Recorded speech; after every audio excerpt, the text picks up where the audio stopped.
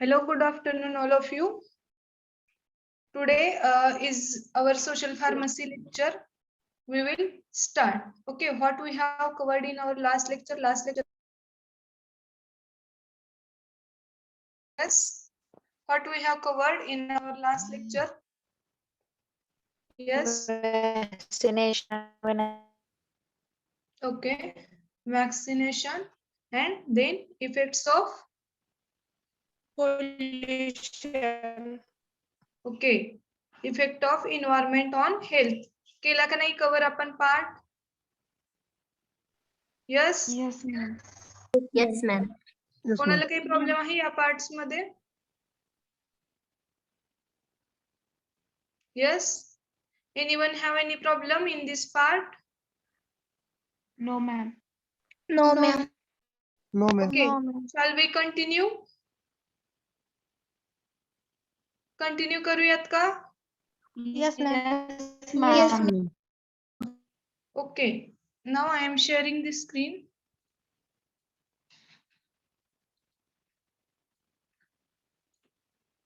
Okay. Tell me, screen is visible? Yes. Yes, ma'am. Yes, ma'am. Okay. Now we have completed effect of environment on health also. Okay. Human health complete झाला ना हा part आपला? Yes. Yes, ma'am. Yes, Okay. ma'am.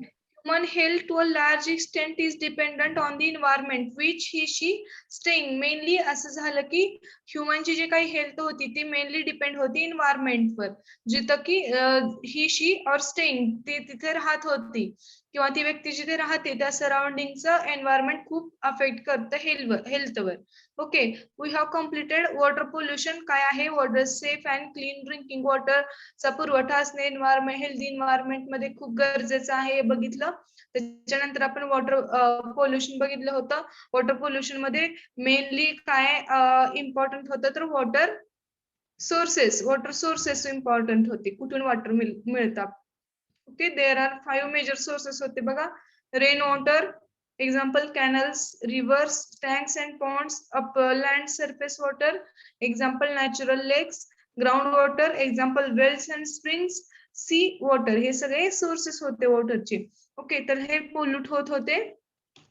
आपण बघितलं ती जर कसे ते डिस्क्राईब होत होते किंवा रेन वॉटर असेल ते ऍटमॉस्फिअर मध्ये असताना डस्ट वगैरे असेल किंवा एनी अदर सबस्टन्सेस असतील तर त्याच्यामुळे कसं ते पोल्यूट होत होतं हे सुद्धा बघितलं. किंवा रेन वॉटर जे आहे जे की फ्लो होतं जमिनीवरून, तर ते फ्लो होत असताना त्याच्यात काही ट्रेसेस मिक्स होतात आणि ते कसं पोल्यूट होतं.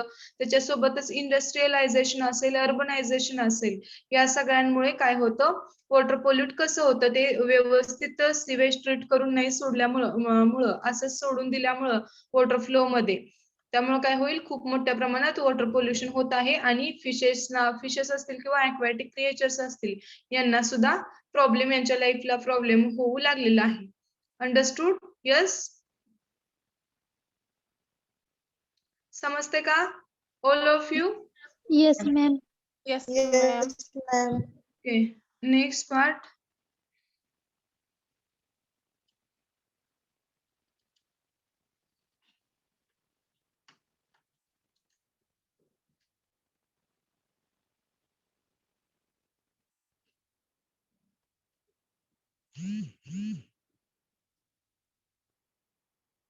ओके, इथपर्यंत पार्ट आपण कंप्लीट केला होता बघा. Organic pollution due to presence of high molecular weight compounds, हे झालं होतं का पार्ट आपला? यस. No, ma'am. नव्हता झाला. इंडस्ट्रियल पोल्युशन वगैरे, No, ma'am. Water carry system, upland surface इथपर्यंत झाला होता का? येस. अपलँड सरफेस वॉटर पर्यंत कंप्लीट केला होता का नाही आपण लास्ट लेक्चर मध्ये? Yes, ma'am. Okay, next part we will start.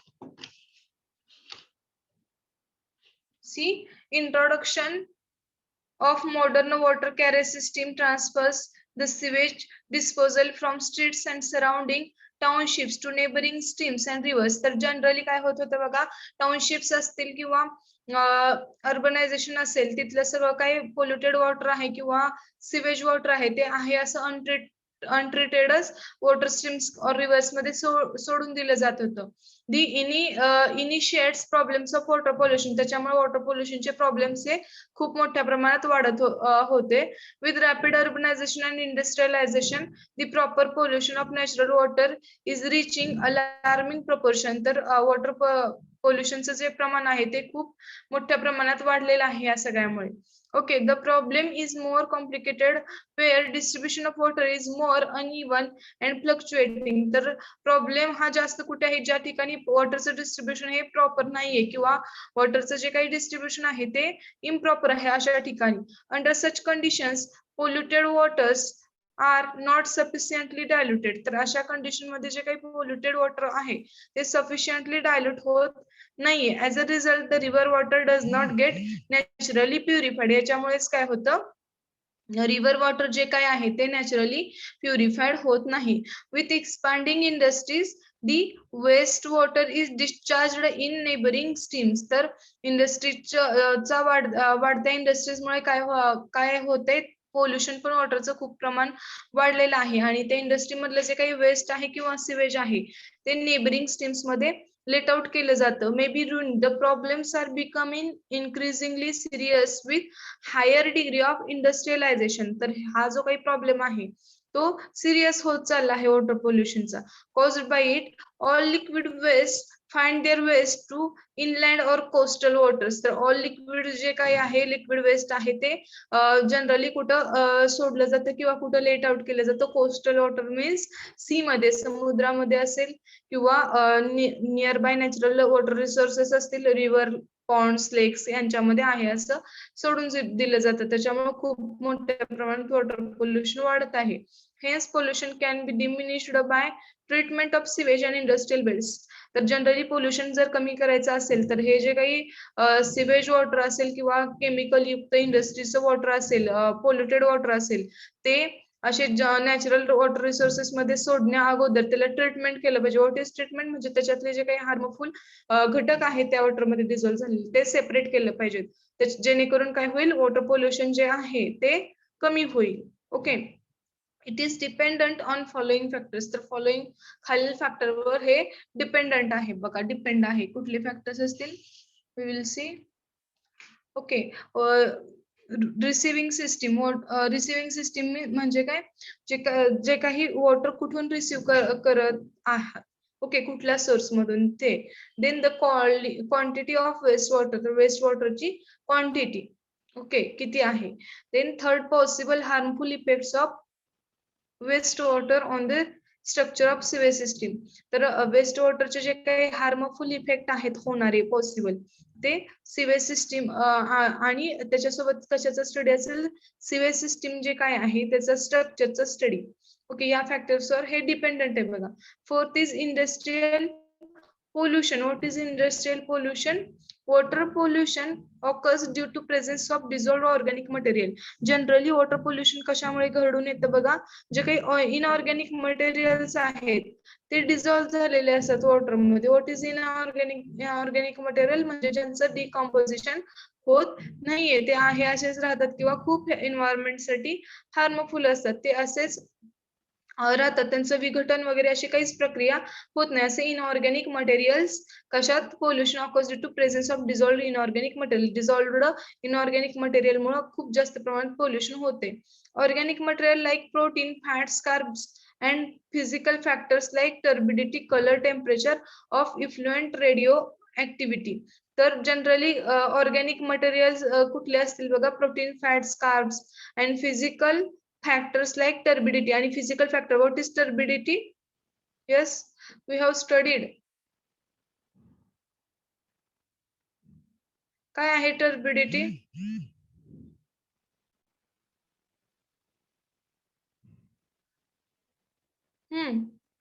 Anyone? गढूळ What is turbidity? ओके, तर तसंच आहे ते बघा. Colour, temperature, effluent radio activity. Effluent radio activity म्हणजे काय, रेडिओ ऍक्टिव्ह जे काही मटेरियल्स आहेत, मेटल्स आहेत, त्यांचं सुद्धा इथं दिलेलं आहे बघा. Temperature of effluent, then colour असेल, हे सगळे फॅक्टर्स आहेत. ते काय होतात बघा, या सगळ्या वॉटर पोल्युशनला कारणीभूत ठरत आहेत. Alkali acids, inorganic salts, example salts of chromium, nickel, हे एक्झाम्पल आहेत कशाचे पोल्युटंट्सचे. Cadmium, copper, silverates are found in fertiliser industry. Generally हे सगळे केमिकल्स किंवा जे काही मटेरियल्स आहेत, फॅक्टर्स आहेत, हे कुठे आढळून येतात, तर फर्टिलायझर इंडस्ट्रीज मध्ये आढळून येतात. Pharmaceutical industries produce free acid. Pharmaceutical industries ज्या काय आहेत त्या फ्री ऍसिड प्रोड्यूस करतात. Okay. Residues of drug and neutralized chemical during various process and springs are important sources of groundwater. तर जनरली ग्राउंड वॉटरचे काय आहेत, मेनली सोर्सेस काय आहेत, स्प्रिंग वॉटर किंवा बोअरवेल्स असं म्हणू शकतो आपण. हे खूप इम्पॉर्टंट सोर्सेस आहेत बघा. आणि हे सगळे पोल्युटंट वॉटर मध्ये लेट आउट केल्यामुळे ते काय होतात, तसेच ते सॉइल मध्ये ऍब्झॉर्ब होतात आणि ते जनरली ऑब्वियस काय होईल, त्या वॉटर मध्ये सुद्धा येतील. हे काय असतील, ट्रेसेस असतील किंवा झिंक, कॅडमियम, कॉपर, हे सगळे जे काही फर्टिलायझर इंडस्ट्रीमध्ये यूज केलेले आहेत केमिकल्स ते. An ideal well should be tapped in a good soil and should be at least 200 feet away from possible source of contamination. Washing of clothes, utensils and bathing of person should not be allowed near a well. तर अशा ठिकाणी काय होईल, हे सगळे त्या पाण्यामध्ये mix होतील पोल्युटंट्स आणि ते वॉटर पोल्युटेड होईल. म्हणूनच काय केलं जातं, विहिरीच्या बाजूला कपडे धुणे किंवा युटेन्सिल्स धुणे, भांडी धुणे, त्याच्यासोबत बाथिंग ऑफ अ पर्सन, अंघोळ करणे, हे सगळं काय केलं जातं, टाळलं जातं. बिकॉज हे सगळे हार्मफुल ट्रेसेस, हार्मफुल पोल्युटंट्स त्या वॉटर मध्ये मिक्स होऊन कम्प्लीट वॉटर पोल्युशन होईल, हे अवॉइड करण्यासाठी. Understood? Yes. Yes, ma'am. Yes, ma'am. Okay, next part we will see. Then fifth is distilled sea water is used for drinking purpose uh, for aeration of distilled water. It may be passed through a long column of wood charcoal. Subsequently, it becomes tastier. Okay. तर काय आहे बघा, C water जे आहे, what is C water? C water समुद्राचं पाणी आहे, ते काही पोटेबल नाही किंवा ड्रिंकेबल नाही, आपण समजू शकतो. त्याच्यात काय सॉल्टचं प्रमाण जास्त आहे, बट ते पाणी सुद्धा आपण पोटेबल और ड्रिंकेबल करू शकतो. कसं? ड्रिंकिंग पर्पज साठी यूज करू शकतो. For aeration of distilled water, it may be passed through a long column of wood. तर ते डिस्टिल्ड सी वॉटर आहे, त्याचं डिस्टिलेशन करण्यासाठी काय करावं लागेल, लॉंग कॉलम ऑफ वूड चारकोलचा आणि वूडचा लॉंग कॉलम मधून ते पास करावं लागेल. सबसिक्वेंटली काय होईल, सगळे जे काही सॉल्ट्स आहेत ते सॉल्ट्स तिथे ट्रॅप होतील आणि ते वॉटर टेस्टियर होईल. Okay, understood? Yes. Yes, ma'am. Yes, ma'am. ती प्रोसेस करून आपण ते पिण्यायोग्य बनवू शकतो water. Then next is organic pollution due to presence of high molecular weight compounds like sugar, oils, fats and proteins are obtained from distillery, canning, sugar and other food processing industries. तर हे जे काही organic पोल्युटंट्स आहेत बघा, काय काय आहेत, fat, sugar, proteins यांच्यासारखे, ते आपण डिस्टिलरी, ते सुद्धा आपण डिस्टिलेशन मेथडनं काय करू शकतो, सेपरेट करून वॉटर प्युअर करू शकतो. Okay. Some waste from pharmaceutical and petroleum industries contain phenols which are toxic to fishes. तर काही वेस्ट आहे वॉटर मधलं, कुठल्या इंडस्ट्रीजचं, फार्मास्युटिकल आणि कुठल्या पेट्रोल इंडस्ट्रीजचं, तर ते काय आहे, which are toxic to fishes. तर ते फिशेस साठी टॉक्सिक आहे. Okay, understood? Yes. Yes, ma'am. Okay.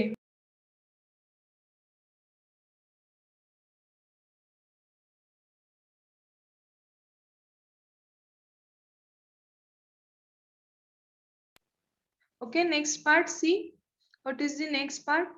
Importance of safe drinking water, purification of water. तर ड्रिंकिंग वॉटरचं काय इम्पॉर्टन्स आताच आपण म्हटलं की चांगल्या एन्व्हायरमेंटचं एक नीड आहे की जे काही पोर्टेबल किंवा ड्रिंकिंग वॉटर आहे ते कसं असलं पाहिजे, सेफ और कसं सेफ आणि त्याच्यात कुठलेही पोल्युटंट्स नसले पाहिजेत किंवा ते आपल्या हेल्थसाठी सेफ असलं पाहिजे.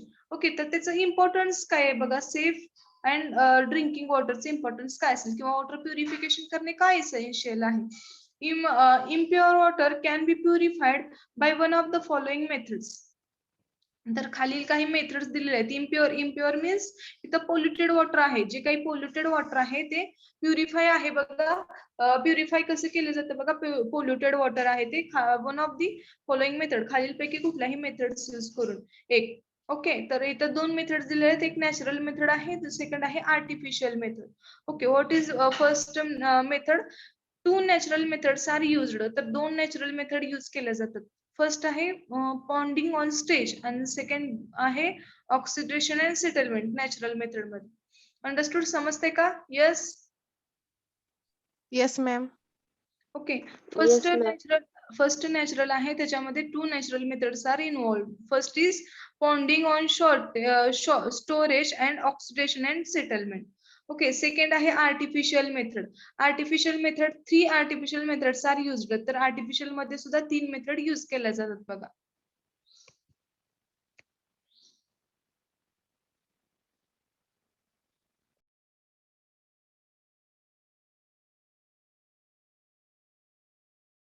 ओके, तर आर्टिफिशियल मध्ये 3 मेथड्स यूज केल्या जातात. कुठले कुठले आहेत?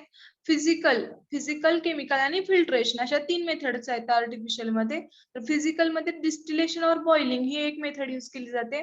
देन केमिकल मध्ये प्रिसिपिटेशन और डिसइन्फेक्शन और स्टरिलायझेशन, त्यालाच नाव आहे बघा, प्रिसिपिटेशन, डिसइन्फेक्शन ऑफ स्टरिलायझेशन, एकाच मेथडला हे नाव आहे. तर ते केमिकल मेथड मध्ये येतं. आणि थर्ड इज फिल्ट्रेशन. तर स्लो सँड फिल्ट्रेशन असेल, रॅपिड मेकॅनिकल फिल्ट्रेशन असेल, डोमेस्टिक फिल्ट्रेशन असेल, ह्या सगळ्या वॉटर प्युरिफिकेशनच्या मेथड आहेत. मेन कुठल्या असतील? 2 असतील, एक असेल नॅचरल, सेकंड असेल artificial. Understood? Yes, ma'am. Yes, ma'am. Problem आहे? Anyone have any problem?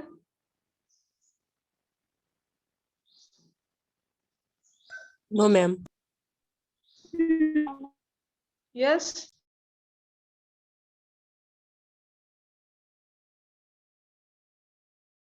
Pounding of storage मध्ये काय करतात मॅम? येस, आपण बघणारच आहोत त्या मेथड इन डिटेल. मी आता सांगते तुम्हाला बघा. पाउंडिंग और स्टोरेज मध्ये काय केलं जातं, जे काही वॉटर आहे ते व्यवस्थित, जसं की ऍज पर गाईडलाईन्स, ते प्युअरली किंवा चांगल्या ठिकाणी स्टोअर केलं जातं. त्याच्यामध्ये ब्लिचिंग पावडर वगैरे जे काही वॉटर प्युरिफिकेशनच्या टेक्निक्स आहेत त्या सगळ्या यूज करून ते पिण्याचं पाणी, गावामध्ये आपल्या टाक्या असतात, माहित आहे, पाण्याच्या, ज्याच्यातून आपल्याला वॉटर सप्लाय होतो. सेम ते काय केलेलं असतं त्यांनी, स्टोअर केलेलं असतं त्या. मग त्याचं हे पाउंडिंग मीन्स त्याचं तळं असतं एखाद्या ठिकाणी किंवा आपल्या ठिकाणी टाक्या असतात किंवा वेल्स असतात, तर त्या ठिकाणी तसं स्टोअर करून ठेवायचं.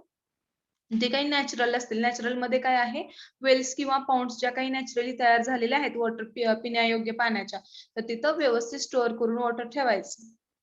Understood? Yes, ma'am.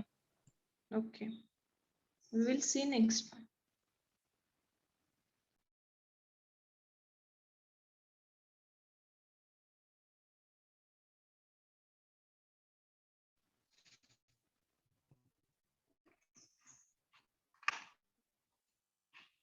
See, natural method of storing water helps in settling down of suspended particles. Use of a coagulant like aluminum sulfate. Okay, तर नॅचरल मेथड जी आहे वॉटर स्टोरेजची, ती काय करते, helps in settling down of suspended particles. Suspended म्हणजे काही impurities असतील वॉटरमध्ये, जे कसे असं वर तरंगत्या ठिकाणी असतात किंवा सस्पेंडेड पोझिशन मध्ये असतात. तर त्या सस्पेंडेड पोझिशन मधल्या ज्या काही इम्प्युरिटीज आहेत, फॉर एक्झाम्पल अल्युमिनियम सल्फेट सारख्या इम्प्युरिटीज, त्या सगळ्या तळाला वॉटरच्या त्या तळाला जाऊन बसण्यासाठी जातात आणि वरचं शुद्ध पाणी सगळं येतं. ओके, हे याच्यामध्ये मेनली यूज ऑफ कोयागुलंट लाईक, तर कोयागुलंट नावाचा एक कोयागुलंट असं कार्य करणारे एक काय केलं जातं, केमिकल सबस्टन्स यूज केला जातो. अल्युमिनियम सल्फेट म्हणायचं त्या सबस्टन्सला.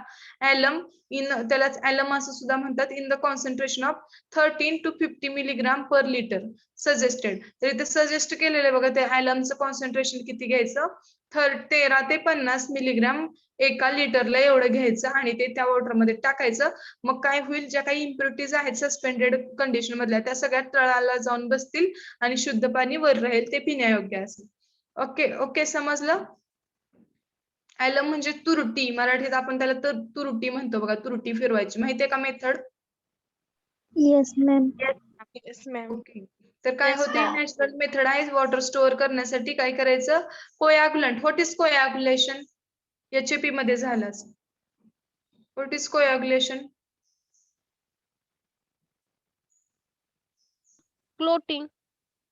ओके, हा, क्लोटिंग सारखा आपण अर्थ घेऊ शकतो. बट इथं काय होईल, जे काही इम्प्युरिटीज सस्पेंडेड लाईक पार्टिकल आहेत त्यांचं एकत्रीकरण होऊन असं एक बॉल लाईक स्ट्रक्चर फॉर्म होणं किंवा जे घट्ट होणं आणि खालच्या तळाला जाऊन बसणं, त्याचं काम कोण करतं, ते सस्पेंडेड पार्टिकल्स आहेत त्यांचं कोयागुलेशनचं काम कोणाचं आहे, तर अल्युमिनियम सल्फेट, ॲलम तुरटीचं आहे.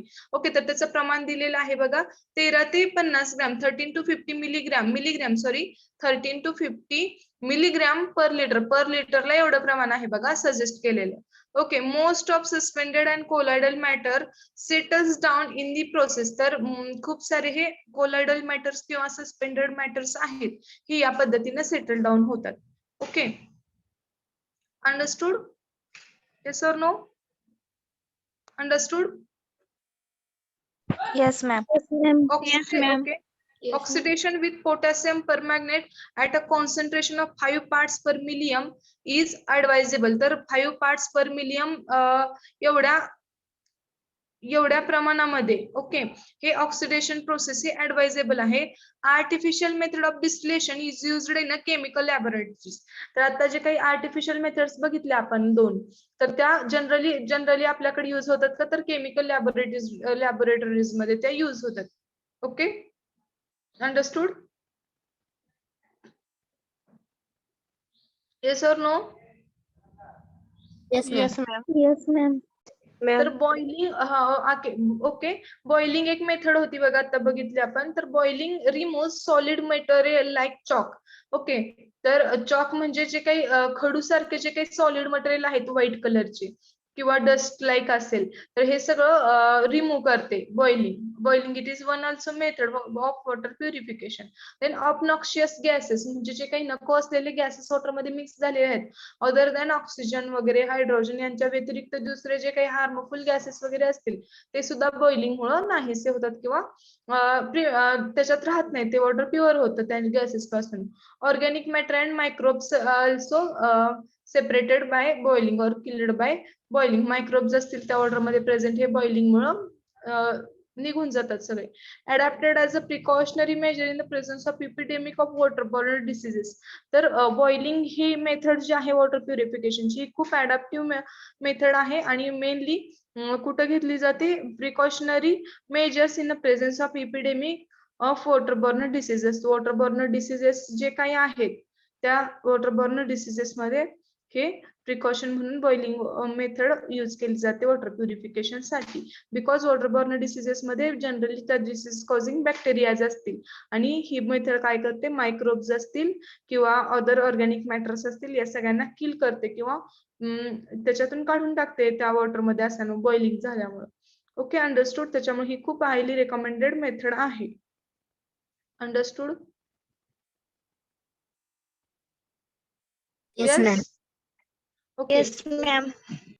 ओके, तर इथं आपल्याला ते केमिकल्स दिलेले आहेत बघा वॉटर प्युरिफिकेशनचे. ॲलम आहे, अल्युमिनियम सल्फेट म्हणायचं त्याला, 30 to 50 मिलीग्राम पर लिटर एवढा आहे प्रमाण त्याचं. सल्फेट आहे 0.1 to 0.25 parts per million.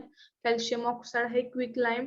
चुन्याची Nivali असं म्हटलं जातं बघा, तर ती निवळी सुद्धा वॉटर प्युरिफिकेशनला हेल्पफुल आहे. त्याचं प्रमाण आहे 80 मिलीग्राम पर लिटर. एका लिटर मध्ये 80 मिलीग्राम एवढं प्रमाण आहे त्याचं. क्लोरीन आहे 0.5 parts per million as a bleaching powder. तर ब्लिचिंग पावडर जो ऐकून असेल ब्लिचिंग पावडर वगैरे, हे जनरली यूज केलं जातं वॉटर प्युरिफिकेशन मध्ये. तर त्याचं प्रमाण आहे 0.5 parts per million as per bleaching powder. Okay.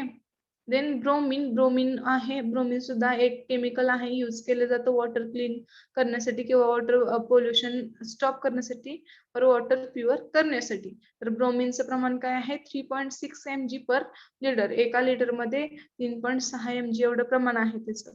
Iodine it is also used and its proportion is 2 parts per million. Then potassium permanganate 5 ppm. Okay, understood. Some chemicals and water purification ingredients and their proportion is there. Understood? Yes, ma'am. Okay, next part we will see use of filtration remove suspended matter, ova, cyst, pores and bacteria. तर filtration method एक use एक method आहे filtration सुद्धा water प्युरिफिकेशनची. तर त्या मेथडचा use केला तर काय रिमूव्ह होईल, सस्पेंडेड मॅटर्स जे असतील, अदर इम्प्युरिटीज असतील, ओव्हा, सिस्ट, स्पोर्स अँड बॅक्टेरिया, हे सगळे मॅटर्स काय तर फिल्ट्रेशन केल्यामुळं त्याच्यात नाहीसे होतात, वॉटर प्युअर होतं या सगळ्यांपासून. Slow sand filters use layers of bricks. तर स्लो सँड फिल्टर्स असतात ते काय करतात, ब्रिक्स म्हणजे विटांचे तुकडे काय आहेत ते त्याच्यामध्ये असतं स्लो सँड फिल्टर्स मध्ये. ब्रोकन स्टोन्स असेल, pebbles and coarse fine sand. Okay, हे सगळं असतं स्लो सँड फिल्टर्स मध्ये. The process of filtration is slow. It makes take about 3 days for a new bed of filters to be active. तर हे filtration, water फिल्ट्रेशनची process ही खूप slow असते आणि काय लागेल, एकदा जो काही वॉटर बेड ऍक्टिव्ह झाला तर नंतर तो बेड ऍक्टिव्ह व्हायला 3 दिवसाचा एवढा काळ लागेल. ओके, एवढी स्लो आहे बघा ही वॉटर फिल्ट्रेशनची process. Rapid mechanical filters may be of pressure or gravity type. तर काही रॅपिड मेकॅनिकल फिल्टर्स सुद्धा अवेलेबल आहेत, ते प्रेशर और ग्रॅव्हिटी टाइपचे आहेत. They are quick and filter about 450 to 600 litres of water per day. आणि generally काही घरामध्ये वगैरे यूज केले जातात बघा फिल्टर्स, तर ते कसे असतात, रॅपिड मेकॅनिकल फिल्टर्स. आणि दे आर क्विक, ते खूप क्विक आहेत आणि filters about 450 to 600 litres of water per day. 450 ते 600 लिटर वॉटर प्रत्येक दिवशी ते फिल्टर करू शकतात. अंडरस्टूड? Yes ma'am. ओके, तर इथं काही वॉटरबॉर्न डिसीजेस दिलेले आहेत बघा. आपण बघूयात काय काय आहेत ते आणि ते कशामुळे होते. ओके, तर इथं फर्स्ट आहे इन्फेक्टिव्ह एजंट कुठला आहे आणि कशामुळे, caused by presence of an infective agent. तर कुठला डिसीज कुठल्या इन्फेक्टिव्ह एजंटमुळे होतो, कॉजेस दिलेले आहेत बघा. फर्स्ट असेल व्हायरल. व्हायरल आहे तो कशामुळे होतो बघा, hepatitis A, hepatitis E, poliomyelitis, rotavirus, diarrhoea in infants. Okay, हे सगळे इन्फेक्टिव्ह एजंट्स आहेत, त्याच्यामुळे हे व्हायरल डिसीजेस होतात, waterborne viral diseases. Then waterborne bacterial diseases बघूया. Typhoid and paratyphoid fever, bacillary dysentery, E coli, diarrhoea, cholera, हे सगळे डिसीजेस बॅक्टेरियल डिसीजेस होतात या सगळ्या बॅक्टेरियांमुळे जे की वॉटरमध्ये प्रेझेंट असतात. ओके, देन प्रोटोझोअल डिसीजेस असतील. प्रोटोझोअल डिसीजेस जनरली अमिबियासिस आणि giardiasis. Okay, amoebiasis generally amoeba present असतो वॉटरमध्ये, इम्प्युअर वॉटरमध्ये, त्याच्यामुळे अमिबियासिस और जिरार्डियासिस असे प्रोटोझोअल डिसीजेस होतात. Next is helminths. तर हेल्मिंथिस हे कशामुळे होतं, जनरली वॉटरमध्ये प्रेझेंट असणाऱ्या राऊंड वर्म्स, थ्रेड वर्म्स, हायड्रेटेड डिसीजेस, हे सगळे याच्यामुळे होतात बघा, या हेल्मिंथिकमुळे, जे काही वॉटरमध्ये प्रेझेंट असतील त्यामुळे. अजून लेप्टोस्पायरल, हे कशा, ह्याच्यामुळे काय होतं, लेप्टोस्पायरल सुद्धा असे बॅक्टेरिया किंवा असे हे वेक्टर्स वॉटरमध्ये, इम्प्युअर वॉटरमध्ये प्रेझेंट असतात, तर त्याच्यामुळे होतो वेल्स डिसीज असेल. ओके, तर असं हे सगळे डिसीजेस होतात. Understood? Yes, ma'am. Then then next असतील अजून cause due to presence of an aquatic host. Aquatic host मुळे सुद्धा काही डिसीजेस होतात बघा. तर कुठलं कुठलं फर्स्ट आहे त्याच्यातलं स्नेल असेल. स्नेल वॉटरमध्ये प्रेझेंट असते. ओके, तर त्या स्नेल मुळे कुठला डिसीज होत असेल तर शिस्टोसोमॅसिस नावाचा डिसीज होतो. देन सायक्लोप्स हे प्रेझेंट असतात किंवा हे पॉझिटिव्ह ऑर्गॅनिझम प्रेझेंट असतात वॉटरमध्ये. त्याच्यामुळे काय होतं गनियावर हा fish tapeworm. Okay, fish tapeworm असेल, गनियावर्म, हे सगळे इन्फेक्शन्स और डिसीजेस होऊ शकतात. हे आहेत waterborne diseases. Understood what is water pollution, काय आहे वॉटर प्युरिफिकेशनच्या मेथड, आणि आपण डिसीजेस वॉटरबॉर्न डिसीजेस बघितले. Understood? Yes, ma'am. Yes, Yes, ma'am. ma'am. Yes, ma'am. Anyone have any problem? Yes? Have you any problem? No problem. No, ma'am. We will start our next part. Next part start करूयात आपण air pollution. What is air pollution? Okay, हवा प्रदूषण म्हणजे काय. आता आपण water pollution complete झालेला आहे पार्ट. तर आपण एअर पोल्युशन हा पार्ट बघूयात. What is air pollution? Air is another important component needed for human survival. तर एअर हा एक खूप इम्पॉर्टंट कंपोनंट आहे, खूप महत्वाचा घटक आहे ह्युमन सर्व्हायवल साठी. Okay, just like water pollution, air pollution is also an important issue. तर वॉटर पोल्युशन सारखं एअर पोल्युशन हे खूप इम्पॉर्टंट इश्यू बनलेला आहे, किंवा एअर पोल्युशन हे खूप जोरात वाढत आहे आजकालच्या लाईफस्टाईल मध्ये. त्यामुळे ते खूप हजार्डस झालेलं आहे. Because air it is one of the most important component needed for the life, okay, or survival. Okay, availability of unpolluted air is integral part of human health. तर अनपोल्युटेड एअरची जी काही डिमांड आहे, availability आहे, ते काय आहे, खूप गरजेचं झालेलं आहे की अनपोल्युटेड एअर ह्युमन्सना मिळणे किंवा त्यांना रेस्पिरेशन साठी ते एअर अवेलेबल होणे. ओके, देअर आर टू, तुम्ही बघत असेल बघा, दिल्ली सारख्या ठिकाणी किती प्रॉब्लेम चालू आहेत एअर पोल्युशनचे. पूर्णपणे तिथं असं एवढं एअर पोल्युशन पॅक झालेलं असतं की लोकांना श्वास घेण्याला सुद्धा म्हणजे त्रास होत आहे. बघताय का ऍड, न्यूज वगैरे बघत असाल तर आहे बघा, एवढी पोल्युशनची मात्रा झालेली आहे आज दिल्लीमध्ये वगैरे असं सांगितलं जातं. खूप साऱ्या न्यूज येत होत्या मध्यंतरी दिल्लीच्या एअर पोल्युशनच्या. अंड समजते का? Yes, are you aware? Yes, ma'am. Yes, Yes, ma'am. ma'am. ते Yes, कशामुळे होत होतं? अनकंट्रोल्ड अर्बनायझेशन, इंडस्ट्रियलायझेशन, आणि काहीच त्या म्हणजे व्हेकल्सचा यूज असेल त्याच्यावर सुद्धा काहीच कंट्रोल नाही, किंवा पोल्युशनचं जे काही सर्टिफिकेट असतं व्हेकल्सला ते त्यांनी काय एवढे त्याला सिरियसली घेतलं नव्हतं. त्याच्यामुळे काय होत होतं, त्या सगळ्यांच्या युजमुळे, इंडस्ट्रीचा यूज असेल, कार्बन मोनॉक्साईडचं प्रमाण वाढून काय होत होतं, त्या ठिकाणी खूप सारं असं पोल्युशन झालं होतं. श्वास घ्यायला सुद्धा लोकांना प्रॉब्लेम येत होता. ओके, तर हे खूप अवघड बनत चाललेलं आहे, खूप मोठा इश्यू बनलेला आहे एअर पोल्युशन, आणि इट इज ओव्हरऑल हजार्डस. सगळ्याच मानव जातीला हे खूप हजार्डस आहे. ते फक्त त्या स्पेसिफिक एरियासाठी रिलेटेड नाहीये.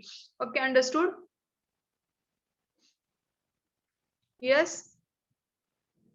Yes, Yes. ma'am. Yes, ma'am. We will continue. There are two important functions of air. तर एअरचे मेन दोन फंक्शन्स आहेत बघा इम्पॉर्टंट. कुठले कुठले?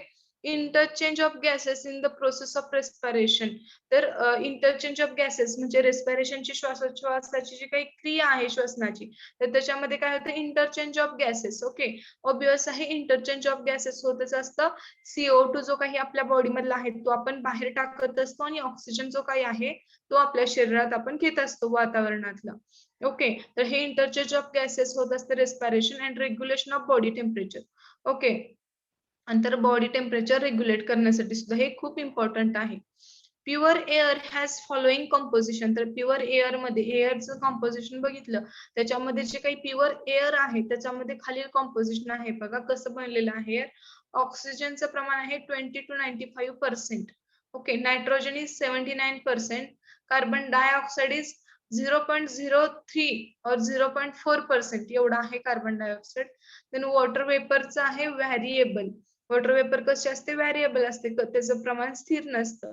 Then ammonia, ozone, argon in traces. तर हे दुसरे काही वायू आहेत बघा, अमोनिया असेल, ओझोन असेल, आर्गॉन, ते सुद्धा काही प्रमाणात किंवा काही ट्रेसेस मध्ये एअर मध्ये आहे. या सगळ्यांचं मिळून काय बनलेलं आहे, एअर झालेलं आहे किंवा ऍटमॉस्फिअर झालेलं आहे. अंडरस्टूड? ऑक्सिजनचं Yes, प्रमाण ma'am. किती आहे बघा, 20 to 95%. Nitrogen is 79%. Carbon dioxide is 0.03 to 0.4%. एवढं कमी ऍटलिस्ट प्रमाण आहे, तरी सुद्धा किती पोल्युशन होते बघा.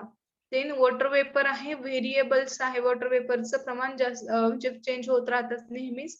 देन अदर गॅसेसचे ट्रेसेस सुद्धा आहेत, ammonia, ozone, argon in traces.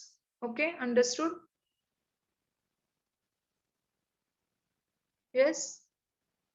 Yes, ma'am. Next part.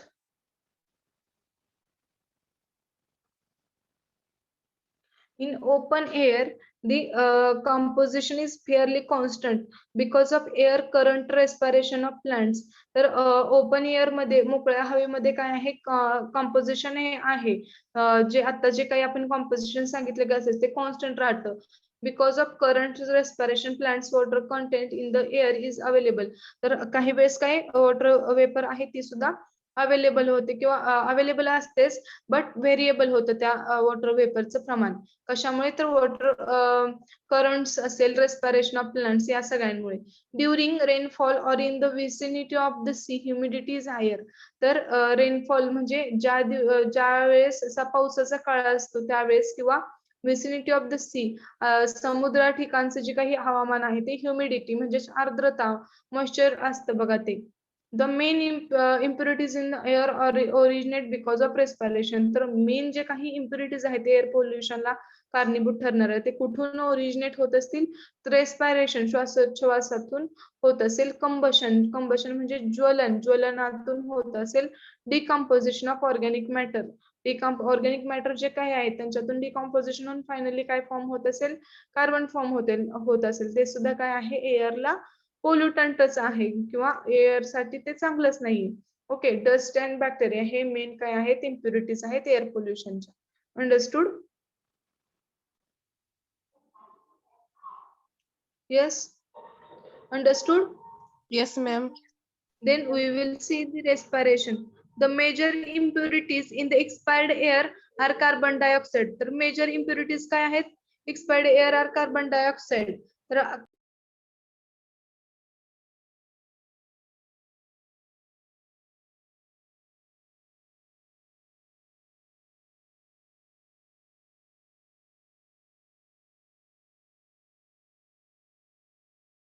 Okay, तर बघा रेस्पिरेशन आहे, इट इज रेस्पिरेशन मधलं बघूयात काय आहे. The major impurities in the expired air are carbon dioxide. तर मेजर इम्प्युरिटीज काय असतील एक्सपायर्ड एअर मधले, कार्बन डायऑक्साइड 4.41% एवढे आहेत बघा. Water vapour, saturated and organic matter variable. तर वॉटर वेपर्स असतील किंवा सॅच्युरेटेड ऑर्गॅनिक मॅटर्स असतील, व्हॅरिएबल आहे त्यांचं proportion. when the amount of air in a particular room rises to above certain limits, the air becomes stuffy. तर particular एखाद्या room मधली जर अमाऊंट ऑफ एअर हे काय असेल, रायझेस असेल, एखाद्या लिमिट पेक्षा जास्त असेल तर काय ती स्टफी होते. Okay, however, stagnation of air and reduced oxygen are the contributory of factors cause symptoms like drowsiness. तर काय होईल, असे स्टफी एअर असेल किंवा सफोकेशन होत असेल त्या एअर मध्ये, तर कुठले कुठले सिम्पटम्स होतील किंवा ह्युमन बिंग्सला बघा, ड्राउझिनेस असेल, हेडॅक असेल. ड्राउझिनेस म्हणजे फिलिंग अनवेल होणे असेल किंवा अनझायटी होणे असेल, हेडॅक असेल, नॉझिया, हे सगळे डिसीजेस किंवा हे सगळे सिम्पटम चालू होतात बघा ते स्टफी एअर जर असेल त्या रूम मध्ये. तर it is overcrowded rooms. In overcrowded rooms in case of person suffering from pneumonia. तर असे जर जास्त गर्दीची ठिकाणची रूम असेल, त्या ठिकाणी एखाद्या पर्सनला जर pneumonia, diphtheria, tuberculosis are microbes may come out in a large numbers during coughing. तर अशा ठिकाणी जर एखादा, अशा कंजेस्टेड रूम मध्ये जर एखादा हे डिसीज असलेला पर्सन असेल, तर त्याच्यामधून काय होईल, खूप सारे हे बॅक्टेरिया असेल, डिप्थेरिया असेल, ट्युबरक्युलोसिस असेल, यांचे मायक्रोब्स खूप मोठ्या प्रमाणात बाहेर येतील आणि लोकांना इन्फेक्ट करू शकतील. ओके, हे रेस्पिरेशनचं पार्ट होतं बघा. अंडरस्टूड? याच्यामुळे काय होते, एअर पोल्युशन जास्त होते. अंडरस्टूड? अंडरस्टूड? डबल Yes, सांगा ma'am. Ma'am. Just wait for 1 minute. What? Wait for 1 minute.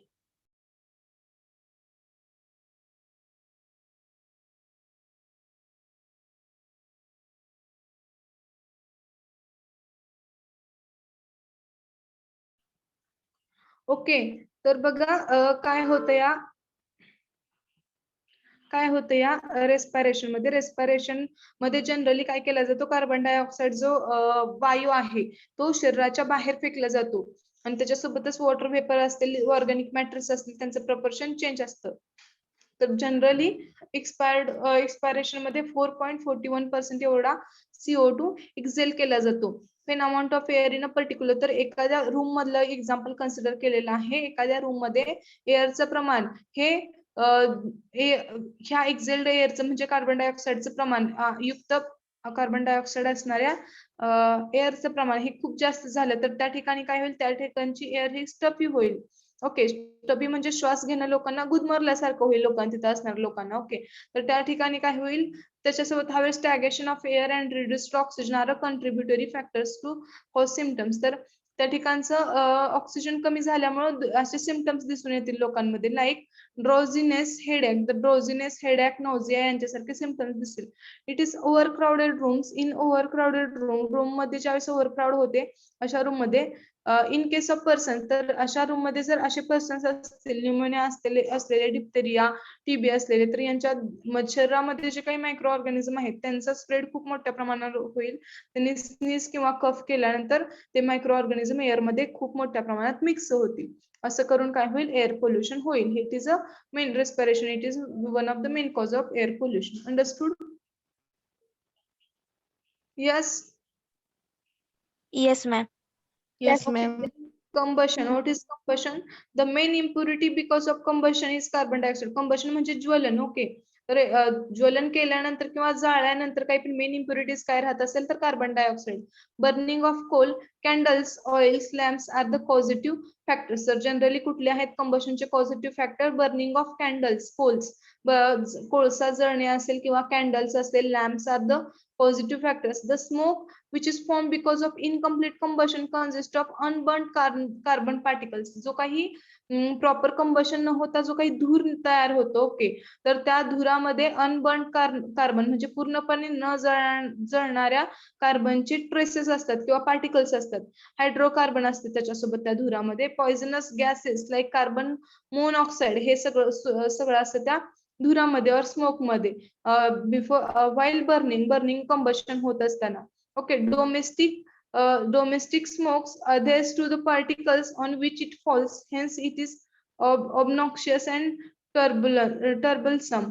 Okay, तर काय होतं, डोमेस्टिक स्मोक जो काय आहे, जनरल स्मोक जो की कंबशन करताना फॉर्म झालेला आहे, त्याच्यामध्ये हे सगळे पार्ट्स असतात बघा, कार्बन मोनॉक्साईडचे ट्रेसेस, हायड्रोकार्बन्स, कार्बन पार्टिकल्स. तर या सगळ्या जे काही पार्टिकल्स आहेत किंवा पोल्युटंट्स आहेत ते काय होतं, which it falls, hence it is, त्याच्यामुळे तो धूर काय तो ऑबनॉक्सियस होतो, नकोसा होतो किंवा काय होतो, ट्रबलसम, त्रासदायक ठरतो. ओके, दिस इज द, आणि ते काय होईल इफेक्टिव्हली एन्व्हायरमेंट मध्ये ह्या सगळ्या मॅटरमुळे किंवा त्या स्मोकमुळे पोल्युशन, एअर पोल्युशन क्रिएट होईल. Okay, this is combustion. Understood?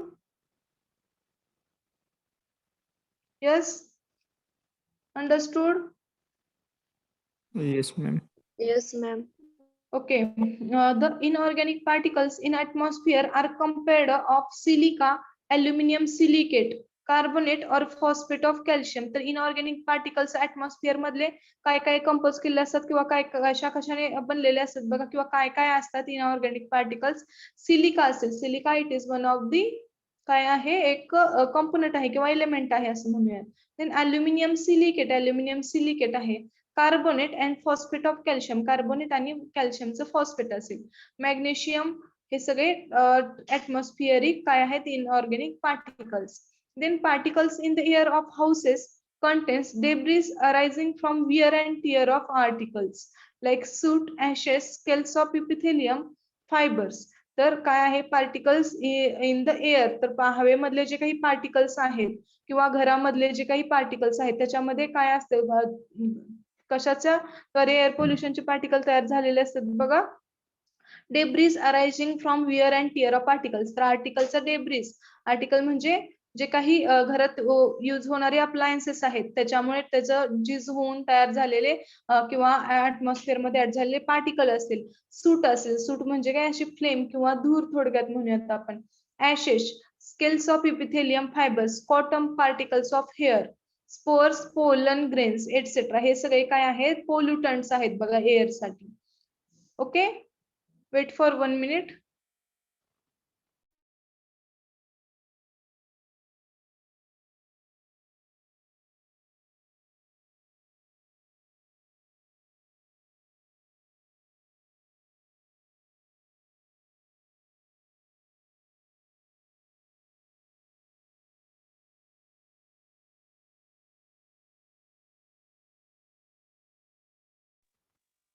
Okay, तर हे होतं बघा सगळं, हे पोलन ग्रेन्स वगैरे हे सगळे पोल्युटंट्स आहेत, त्याच्यामुळे फार मोठ्या प्रमाणात पोल्युशन होते.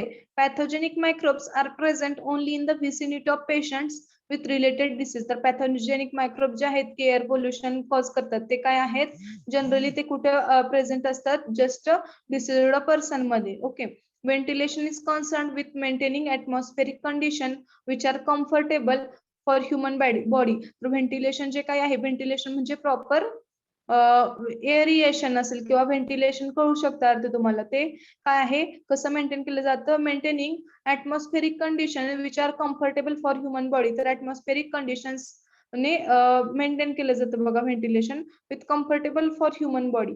The amount of air required for sufficient ventilation depends on factors like size of the room. तर अमाऊंट ऑफ एअर जे काही एअरची रिक्वायरमेंट आहे, okay, for sufficient proper ventilation साठी ती कशावर डिपेंड्स आहे, साईज ऑफ द रूम, त्या रूमची साईज, ज्या रूम मध्ये स्टे करतो आपण, बसतो किंवा राहतो त्या ठिकाणी. Number of persons occupying the room, तर त्या रूम मध्ये किती पर्सन्स एका वेळी बसतात याच्यावर. And impurities impurities present in the room, तर त्या रूम मध्ये किती यावरील इम्प्युरिटीज प्रेझेंट आहे याच्यावर ते डिपेंड असतं. In order to limit the concentration of a carbon dioxide to less than 0.02%, each individual is advised to have at least 300 cubic feet air per hour. Okay, तर ते सगळं काय केलं जातं, limit concentration of carbon dioxide, carbon डायऑक्साईडचं जे काही प्रमाण आहे त्याला लिमिट आणण्यासाठी किंवा ते कमी करण्यासाठी असं जनरली ऍडवाइज केलं जातं की each individual is advised to have at least 300 cube feet air per hour. तर एवढी 300 क्यूबिक फीट एवढी एअर मिळाली पाहिजे प्रत्येक तासाला एखादा पर्सन. ओके, हे सगळं प्रिपरेशन होतं. Understood. Next part is airborne diseases. Understood. Yes, ma'am. Okay. Yes, ma'am. We completed our air pollution. At next lecture, we will start our airborne diseases. Okay. Anyone have any problem? No, ma'am. No, ma'am. Yes. Okay. No, Thanks. ma'am. Thanks all of you. Thanks for joining. हो ma'am, 1 minute. Okay. Yes. ह्याच्या Wait. Notes द्या की आम्हाला, पाठवा Wait की for 1 classroom ला. minute. Wait for 1 minute. Okay. Anyone have any problem? No, ma'am. Understood? ma'am. All these parts. Yes. We have completed water pollution ma'am. and then air pollution also. And now it is at next lecture we will start our airborne diseases and further noise pollution. Understood? Anyone have any problem? No, ma'am. No, ma'am. No, ma'am. कोणाला problem काय आता सांगा. समजले का सगळं? Yes, ma'am. Okay, thanks all of you. Thanks for joining.